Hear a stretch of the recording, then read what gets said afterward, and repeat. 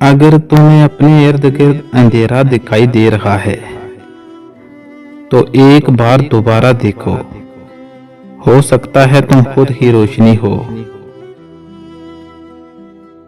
अगर तुम्हारे पास बहुत है तो अपनी दौलत में से दो। अगर कम है तो अपने दिल में से दो।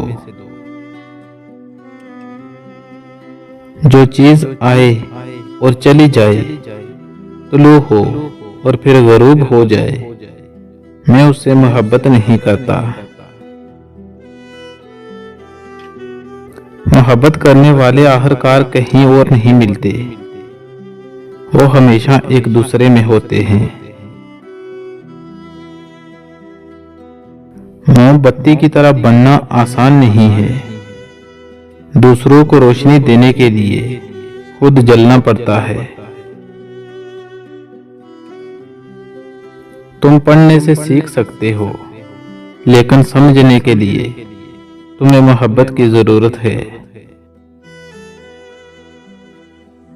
दौलतमंद कर देने वाली औरत के चेहरे पर 3 निशानियां होंगी: कान छोटे, आंखें मोटी और माथा बड़ा होगा।